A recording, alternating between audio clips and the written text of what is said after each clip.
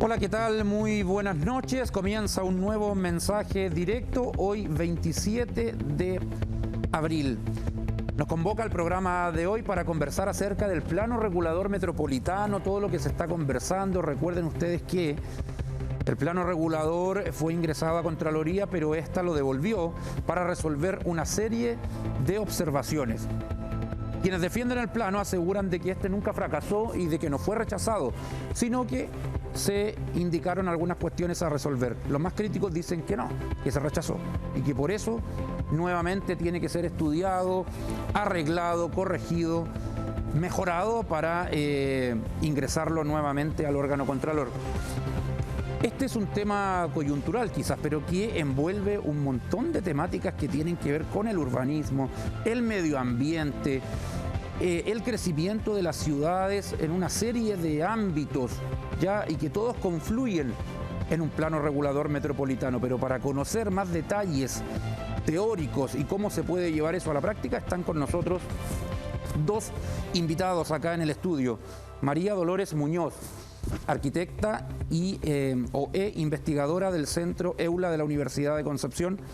María Dolores, bienvenida. Muchas gracias. Encantada de estar aquí. Me parece muy importante lo que vamos a hablar.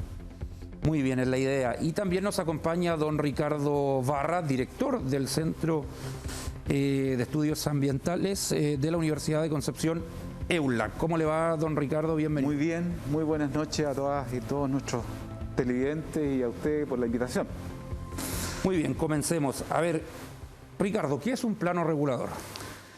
Bueno, es un sistema que establece y ordena la estructura de la ciudad, pero a la vez se preocupa de las funciones, porque la ciudad tiene varias funciones, ¿no? Y en el fondo es cómo nosotros ordenamos en un espacio geográfico determinado todas las estructuras que tiene una ciudad, el medio ambiente construido, cómo organizamos los espacios naturales de ese ambiente, cómo organizamos las vías de conexión de la ciudad, etcétera. De manera que tiene que ver, por supuesto, ¿no es cierto?, con nuestra calidad de vida, con nuestro bienestar y cómo vivimos en cada una de las ciudades. Ahora, el plano regulador actual, el vigente, ¿de cuándo es? Yo entiendo que es del año 2003, Dolores, ¿no? Sí, mira, me gustaría hacer un alcance, si me permite. Sí, por supuesto. Está dentro de la categoría de instrumentos de planificación, que en Chile hay varios, desde distintos niveles, pero lo interesante de esto que es un plan, que incluye planos, incluye cartografía de zonificación, de vialidad estructurante, de áreas verdes, pero en cuanto a plan también tiene una memoria y tiene una ordenanza, que es donde se dan las normas de cuáles serían las formas de ocupación. Entonces, efectivamente, como decía Ricardo, el objetivo de este instrumento es disponer las actividades sobre un determinado territorio, ordenarlas, pero dentro de un contexto también de un marco jurídico. Hay que cumplir con ciertas normas de la Ordenanza General de Urbanismo y Construcciones y con una serie de procedimientos donde está el de la Contraloría. Ahora, ¿cómo se hace para conjugar los intereses de cada comuna si acá es un plan para varias de ellas? Claro, es que ese es uno de los desafíos y es bien interesante el rol que cumplen los planos reguladores intercomunales o metropolitanos. En Chile hay solamente 3 metropolitanos, que son el de Santiago, el de Valparaíso y Concepción, y tienen que ver con la cantidad de habitantes y con la complejidad funcional también que tienen estos territorios. Y efectivamente una de las responsabilidades de este plan es justamente conciliar, ¿no es cierto?, las decisiones que se vayan tomando en las distintas comunas y de hecho ofrecer una especie de paraguas para que las otras comunas después puedan desarrollar sus instrumentos, sus planos reguladores más específicos, pero también de acuerdo a estas visiones integrales que se propone de otro metropolitano. Ricardo, ¿es una oportunidad o es un desafío? ¿Las comunas tienen más similitudes o diferencias? Yo creo que es una tremenda oportunidad. El poder planificar este espacio metropolitano común donde desarrollamos la mayor parte de nuestras actividades es una tremenda oportunidad, pero para que esa oportunidad se transforme realmente en posibilidades y oportunidades de desarrollo, tenemos que tener una visión colectiva de lo que queremos como ciudad, como desarrollo, cómo queremos que el Concepción metropolitano luzca en el futuro, ¿no es cierto?, a partir de la realidad que tenemos hoy día, que es bastante compleja. Todos observamos con mucha preocupación, por ejemplo, que nuestras vías de comunicación están saturadas, ¿no es cierto?, que es un problema, ¿ya? Pero que a la vez puede abrir una ventana de oportunidades para resolver el problema de conectividad entre las ciudades, en cómo nos movilizamos, etcétera. De manera que yo le doy la más alta importancia a un plan de estas características. ¿Qué rol cumplen los municipios o no es mucho la potestad que tienen?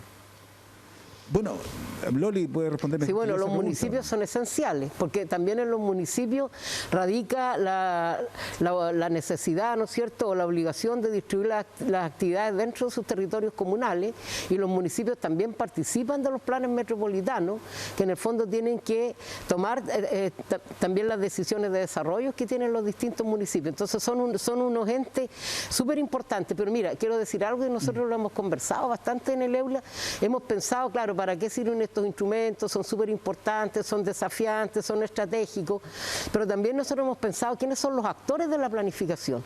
Y solamente decir a ti y también a las personas que nos están viendo que nosotros hemos distinguido algunos actores bien importantes. En primer lugar, los ciudadanos, que son los que habitan las ciudades, los que viven ahí, los que sufren las consecuencias negativas o disfrutan de las positivas.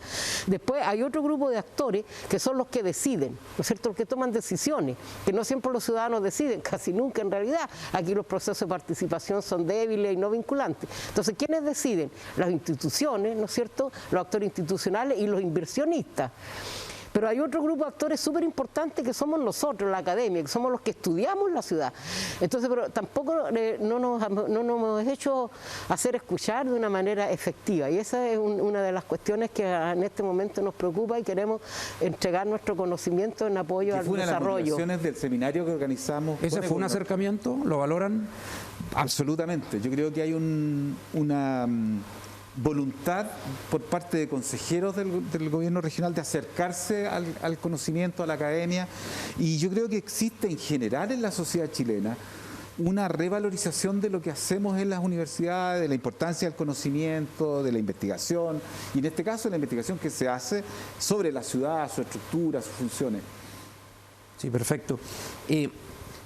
Se hicieron observaciones al plano regulador, Ricardo. ¿Por dónde pasan esas observaciones? ¿Dónde la cosa estaba media flaca? A ver, hay varios niveles de observaciones. Hay observaciones que yo denomino de fácil despacho, que consiste en cambiar algunos nombres, etcétera, cosas formales, ¿ya?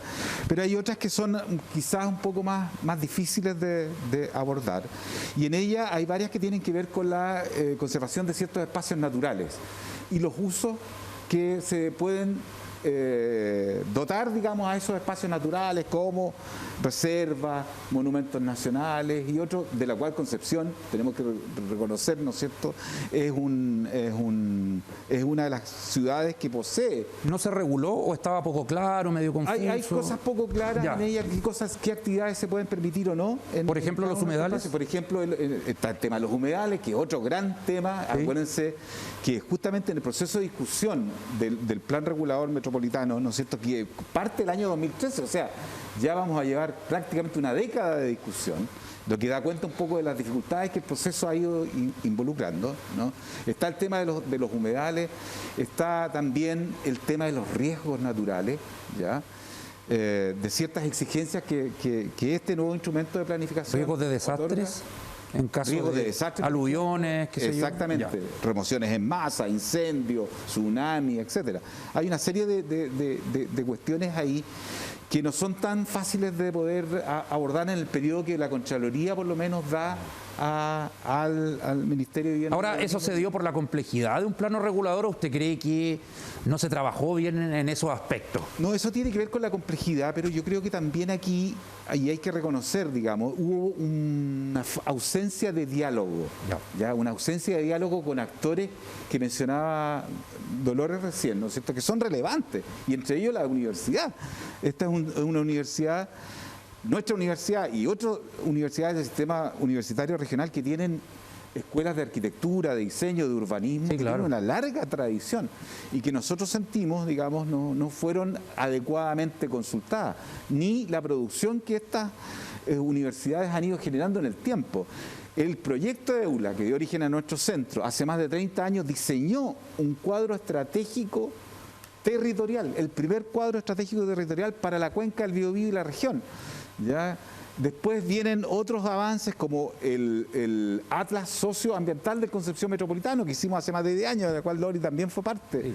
Está el diseño del Concepción Metropolitano post-terremoto también. Está el conocimiento, es cosa de que los inviten, los hagan partícipes, de los gobiernos también que muestren interés, no solamente los consejeros regionales. Profesora, ¿cómo ve estas falencias que tenía el plano regulador y que ahora se tienen que subsanar? Yo veo dos tipos de falencias en los planos reguladores, una que es compartida por varios instrumentos y que también está presente en el metropolitano, y es una dificultad que tenemos nosotros como país, que la planificación siempre es a largo plazo, incluso los instrumentos de planificación tienen un horizonte de 20 años en algunos casos, pero desgraciadamente nosotros tenemos una serie de problemas. Entonces estos instrumentos que están diseñados pensando a futuro, también tienen que resolver las urgencias que ya se han manifestado. Entonces ahí hay una primera dificultad, que es conciliar las urgencias que hay que solucionar con la idea de proyectar a largo plazo. Y eso cuesta mucho y es bien complejo. Y la otra cuestión es que este plan regulador lleva muchos años haciéndose, unos 8 años, y yo creo que faltó actualizar algunos datos, porque hay cosas que son fáciles de subsanar, como decía Ricardo. Por ejemplo, aparece el Parque Nacional Nonguén todavía como reserva nacional. Entonces no se reconoció ese cambio, que es bien relevante, porque un parque tiene otra categoría que una reserva. Por ejemplo, hay ciertos humedales, hay una ley ahora de humedales urbanos que no fueron reconocidos. O otra cuestión que igual nosotros nos da un poco de tristeza, digamos, es lo que ocurre con el santuario de Hualpén, donde se permite unos ciertos usos que no son acordes con la condición de santuario de la naturaleza, que básicamente es proteger los recursos naturales. Nosotros hicimos una guía del santuario que nos contrató el Ministerio de Medio Ambiente en un proyecto FPA, en un fondo de protección ambiental. Hicimos la guía, hicimos los estudios y eso no fue reconocido. ¿Pero de quién depende decir el santuario de la naturaleza va a estar protegido por esto, por esto y por esto? ¿Quiénes? ¿Quiénes deciden eso? Bueno, hay una ley, ¿no es cierto?, que es la Ley de Monumentos Nacionales, que incluye, entre otras cosas, los santuarios de la naturaleza, y esa ley define exactamente cuál es un santuario y cuáles son las condiciones. Pero se viola la ley. Hemos visto que hace poquito se están tomando un terreno en pleno santuario de la naturaleza. Por eso mismo que la Contraloría, ¿no es cierto?, no puede dar curso a este plan, porque una de las dificultades que tiene es que justamente el uso que se permite en el santuario, que es uso residencial, un conjunto de viviendas, no coincide con los usos que la ley de Monumentos Nacionales estipula que tiene que tener un santuario. Entonces, esa es la dificultad, es que hay muchos aspectos del instrumento de planificación que la Contraloría no puede aprobar porque están fuera de los planteamientos legales. Claro, donde están los límites legales. Y está por otro lado también el problema que la sola declaratoria, ¿no es cierto? Y tenemos el ejemplo del estero de los Batros, digamos, de toda esa área reconocida hace poquito, ¿no es cierto?, como área de protección, etcétera, ¿no es cierto?, sin una vigilancia posterior, sin recursos destinados para el monitoreo, control, fiscalización de que efectivamente el área de protección sea un área de protección. Pero ese es un tema, es un tema crónico y pasa con todo lo que es monumento nacional. Todo. Imagínese el mercado de Concepción. Es monumento histórico. Y pasa que no lo pueden intervenir por eso. Y los que lo quieren intervenir dicen, no nos dejan. Y Monumentos dice, no, es que no lo pueden intervenir, pues sí, es un monumento. Entonces hay que tener cuidado. Pero pasa que nos quedamos pegados y no se hace nada, no se avanza. Lo mismo pasa en el Santuario de la Naturaleza y en otros espacios también, Ricardo. Entonces, ¿qué falla ahí? ¿La ley? ¿El organismo fiscalizador? ¿La cultura de todos? Porque yo creo que todos tenemos que cuidar un espacio natural. Esa es una falla. No, haber un carabinero en cada esquina. Esa es una falla sistémica, digamos, de nuestro sistema y de la ausencia de coordinación que debe haber, ¿no es cierto?, frente a estos grandes desafíos que nos plantea el presente, ¿no es cierto?, como este mismo plan metropolitano en términos de la coordinación de los elementos del Estado. Es cierto, ¿no es cierto?, que el Ministerio de Vivienda es quien coordina, diseña el proceso, pero el Ministerio de Vivienda tiene que coordinarse con otros sectores, con el transporte, con el medio ambiente. Y tiene que haber diálogo porque ¿no es cierto? Tiene que haber... El municipio de Hualpén dice, nadie nos llama por el humedal Vasco da Gama, tenemos que ir nosotros a la dirección de agua, entonces... Algo pasa que no hay un diálogo fluido. Atribuciones dispersas en distintos órganos del Estado frente a problemas que son tremendamente complejos y que la única forma de abordarlo es justamente integrando, ¿no es cierto?, colaborando, que son situaciones y escenarios que dan cuenta, por ejemplo, de la misma votación que tuvo este plan. El plan fue aprobado en el GORE pasado, ¿no es cierto?, en octubre del año pasado, por 13 votos a favor y 10 votos en contra. Y yo les hacía ver el otro día a los colegas consejeros que a mí me parece que un plan que tiene ese tipo de votación no concita un consenso. Si fuera refleja, totalmente digamos, bueno, la votación sería, claro. No refleja la unidad de visiones que tenemos que construir colectivamente para construir un plan estratégico, como bien decía Loli, de más allá de los 4 años que dura la administración. Mira, es que hay una cosa que es bien interesante y compleja en Chile, que son las competencias institucionales, porque para hacer un plan metropolitano participan mucha gente, o sea, está bien, el mismo tiene un rol protagónico, pero también está el Ministerio de Obras Públicas, está a través de Obras Portuarias, por ejemplo, de la Dirección de Obras Hidráulicas, de la Dirección de Vialidad y una serie de otros ministerios. Entonces, en primer lugar, y cada una de estas instituciones tiene sus competencias y sus atribuciones, entonces hay que ponerlas de acuerdo, establecer un diálogo que a veces, aunque sean todas del Estado y de una misma región, a veces es complejo, no se logra construir un discurso común. Entonces hay que integrar las distintas instituciones de manera coherente. Y lo otro es integrar el conocimiento, porque fíjate que nosotros el Santuario de la Naturaleza hicimos una zonificación, la propusimos, entonces esa se podía haber tomado y puesto tal cual en el metropolitano. Entonces hay un conocimiento también que no se está utilizando, que es el conocimiento generado por la universidad, o los conocimientos de las personas que viven en los territorios y que también tienen sus ideas de cómo hacer. Y también hay otra variable, los intereses de los privados, inmobiliarios, por ejemplo, que lo vamos a conversar a la vuelta de la pausa.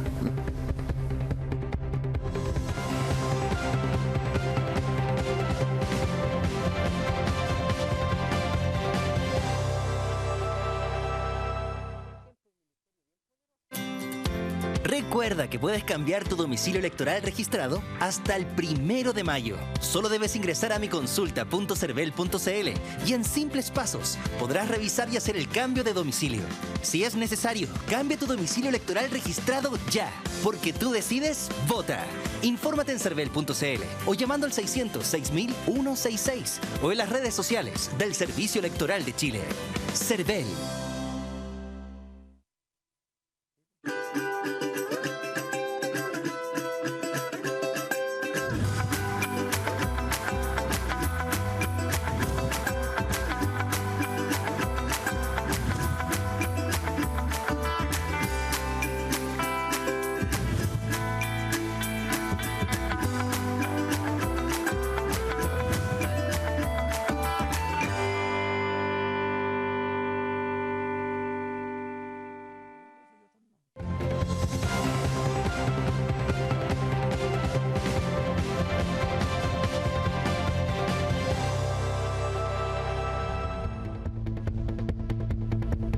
Muy bien, estamos de vuelta y seguíamos conversando fuera de cámara mientras íbamos a la pausa porque hay hartas variables acá, hay muchos intereses también. Ricardo, profesora, no sé quién va a contestar, pero ¿qué pasa con el interés de los privados? Que siempre las comunidades se quejan de que los privados quieren construir donde no se podría construir, donde no se debe construir, pero donde muchas veces no está prohibido construir, Ricardo. Transparentar los intereses de todos los actores involucrados. Pero hay intereses. Por supuesto, todos los actores en este programa de planificación del Estado tienen intereses, los privados, las comunidades, todo. Lo que pasa es que tenemos que ser más transparentes y hacer un diálogo más fluido y fructífero entre los distintos intereses que hay. Un diálogo honesto, ¿no es cierto?, que finalmente refleje, ¿no?, esto que veníamos discutiendo antes, esta imagen colectiva que tenemos que construir. Por supuesto hay tensiones, hay fricciones en los territorios. Lo tenemos, imagínate, tenemos que planificar una zona que hoy día actualmente considerada de sacrificio, que es la comuna de Coronel. ¿Ya? ¿Hay mezquindad, individualismo, poca solidaridad? Por supuesto, claro, en la sociedad chilena, ¿no es cierto?, una de las características que ha tenido y que ha caracterizado a la sociedad chilena en las últimas décadas ha sido la extrema desconfianza, el individualismo, ¿no es cierto?, que en parte, digamos, se refleja también en estos planes y en estos programas donde necesitamos tener ciertos consensos, alcanzar ciertos acuerdos en la sociedad. Y por otro lado está lo que recién acaba de decir Loli, digamos, que tenemos también que muchas de las decisiones que impactan en los territorios no se toman en los territorios, sino que se toman en zonas alejadas. Claro, incluso muchos de los inversionistas ni siquiera viven en Concepción. son grandes inversionistas que pueden estar en Santiago o incluso en otros países y están decidiendo los destinos y la imagen urbana. En todo el mundo la inversión privada tiene un poder enorme, pero entonces los servicios públicos y la institucionalidad del Estado tiene que de alguna manera armonizar los intereses generales, digamos, ¿no es cierto?, el bien común de los ciudadanos con estos intereses de los privados, y que a veces no es fácil, digamos. Entonces ahí hay un tema también, es complicado de entender a la ciudad como un campo de negocio, que de alguna manera las ciudades pueden ser eso, pero eso no es su función principal. La función principal de una ciudad es acoger a sus ciudadanos, a los habitantes. Ellos debieran ser los protagonistas de las decisiones y no siempre lo son. O sea, hoy en el siglo XXI sería totalmente innecesario, inconsecuente, malo tener una planta de gas en medio de la ciudad, en el puerto de Talcahuano, qué sé yo.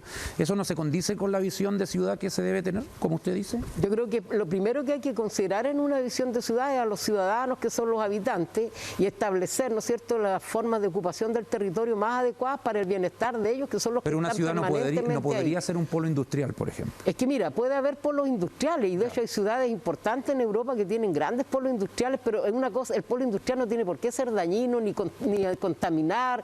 O sea, aquí ahora hay un montón de soluciones tecnológicas y hay conocimiento científico. Nosotros sabemos, tenemos un montón de antecedentes de lugares que son muy exitosas, que tienen una altísima calidad de vida y tienen un desarrollo industrial y un desarrollo privado que es un verdadero motor que impulsa el crecimiento.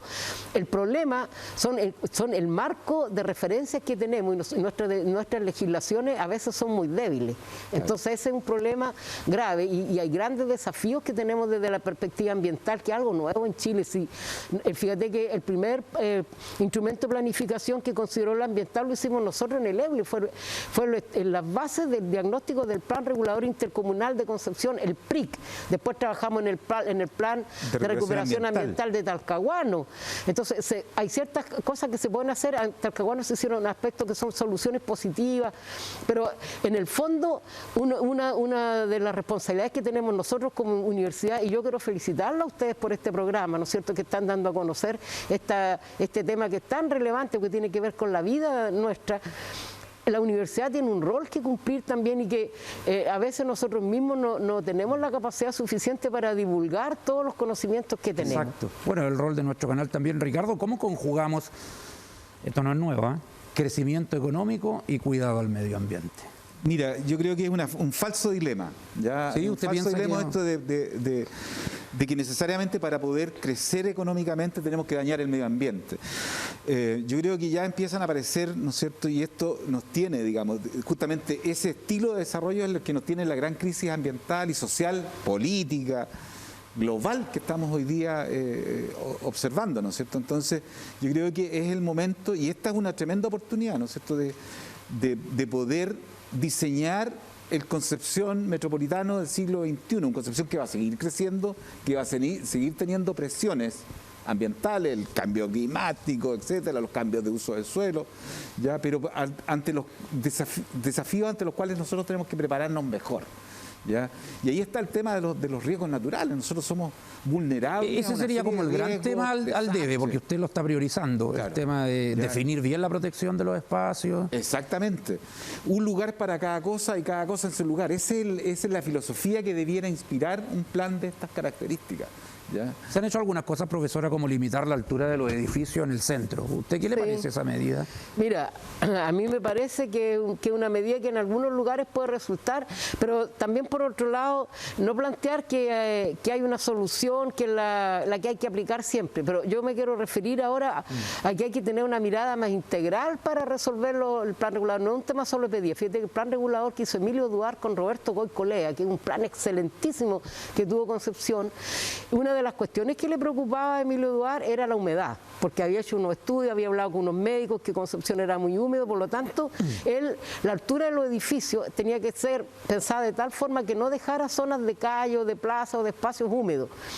pero no era solamente un tema de altura, sino que dónde se ubica el edificio dentro de la manzana. Entonces ahí él plantea la famosa solución de la placa y torre. ¿No es cierto? Que hay una placa de 2 niveles y en la torre, el edificio alto, se retrae y se sitúa al centro de la manzana. El Araucano, por ejemplo, el Hotel Araucano se alcanzó a construir con ese sistema. Entonces permitía las alturas, pero es una altura que no era dañina a las personas y no generaba sombra. Entonces no es un tema solo de regular la altura, sino que en qué posición, en qué condiciones. Hay varios aspectos que hay que tomar en cuenta, el ancho de las calles. Exacto. Entonces no hay una solución única, una fórmula mágica que se aplique. La ciudad es muy compleja. Interesante, porque es cierto, si uno anda en el centro de Concepción, es como que siempre estuviera nublado, como que da esa sensación monótona. Claro, entonces hay condiciones... Con la falta de que el sol en algunos lugares está tapado, derechamente. Claro, entonces hay condiciones de humedad, hay condiciones de viento que hay que considerar, las vistas sobre el paisaje, hay una serie de aspectos que tienen que estar presentes.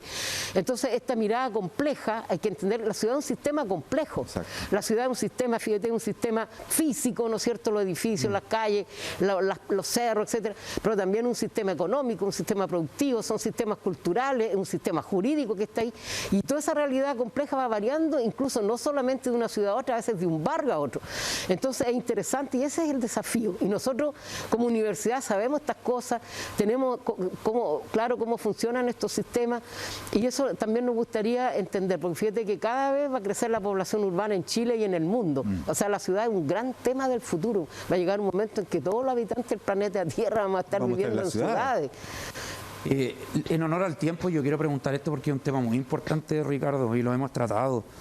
Hay un déficit de vivienda en Chile. Sí. ¿En qué lugar construimos casas? Bueno, esa es una de las preguntas que debe responder un plan. Gran pregunta. ¿A dónde se expande la ciudad? Sí. Ahora, expandir la ciudad sobre áreas naturales, áreas de protección, humedales, no es un buen negocio. ¿Ya? Podrá ser un buen negocio a corto plazo para el inversionista quizás, pero sin duda estamos propiciando, digamos, más escasez hídrica, estamos propiciando menos agua subterránea, estamos propiciando menos capacidad de los sistemas para purificar el agua. Y riesgo de desastres también, si hay edificios, construcciones en zonas que eran humedales antes. Entonces... Exactamente. Entonces yo creo que hay que pensar bien hacia dónde crece la ciudad. Ya en el caso del Gran Concepción, ¿hacia dónde podría crecer para darle una casa a las miles de familias que están esperando? ¿Puedo plantear algo? Mira, es que hay dos temas ahí en el crecimiento, y es cierto que hay una necesidad de vivienda, hay muchos campamentos que han ido aumentando, la vivienda es un problema crítico en nuestro país. Pero hay que tener ciertas consideraciones que son relevantes. En primer lugar, ¿no es cierto?, no dañar las estructuras naturales, no dañar los suelos agrícolas, porque la seguridad alimentaria también es un gran desafío. Sí. Y por otro lado, que a veces el desarrollo de vivienda no es necesario seguir expandiendo en la ciudad, sino que densificar. Aquí hay muchas zonas urbanas que están ocupadas con baja densidad. Entonces, en otros lugares del mundo se aprovecha mejor el suelo urbano. Aquí hay barrios que tienen calles, tienen alcantarillado, tienen toda la infraestructura de agua, de energía, de lo que sea necesario, pero son de muy baja densidad. Entonces, el mejoramiento de la densidad igual es un tema interesante, pero ojo, eso no significa hacer unas tremendas torres con densidades altísimas. Claro. Entonces hay que ver cuál es la densidad que le corresponde a cada barrio, a cada sector, y la ciudad puede ir creciendo de esa manera. Se podría crecer y construir en lo que ya está construido, pero pocos hablan de eso. Claro, ¿Es como hacia arriba o hacia los lados? Claro, no, pero es que en muchas ciudades del mundo que son bastante exitosas desde el punto de vista de la sustentabilidad urbana, se privilegia aumentar la densidad, pero tampoco las altísimas densidades son la solución. No. Hay que buscar cuál es la mejor. Claro, y aquí hay sectores bien amplios de la ciudad que están con viviendas, por ejemplo, de un piso, ¿no es cierto? Entonces es una densidad a lo mejor muy baja que ya no nos podemos permitir. Se nos está acabando el tiempo. Ricardo Barra, ¿qué espera usted de estas observaciones al plano regulador? Yo espero que el resultado de estas observaciones, por cierto, sea resuelto por parte de... ¿Se lo van a mostrar o no? Esperamos que haya una discusión, que haya la posibilidad y la oportunidad. Que le presenten la propuesta final, ¿por qué no? Exactamente, o sea, en el fondo necesitamos también los ciudadanos, nosotros somos ciudadanos también, ¿no es cierto?, establecer, digamos, un diálogo más fluido de lo que ha habido hasta ahora en relación a estos importantes planes estratégicos para el desarrollo de nuestra región y de la área metropolitana de Concepción. Entonces yo espero más diálogo, espero que se escuchen a más actores, espero también, ¿no es cierto?, que el plan considere, ¿no es cierto?, también las opiniones de las comunidades que se sintieron ajenas al desarrollo de este plan. Ricardo Barra, director del EULA de la Universidad de Concepción, muchas gracias por participar. Gracias a ustedes por la invitación, Francisco. Profesora María Dolores Muñoz, investigadora del EULA también, gracias por venir a nuestro programa. Gracias a ustedes por invitarnos. Y también el agradecimiento, como cada noche, a ustedes por la preferencia. Sigan en compañía de TVU y nos vemos mañana.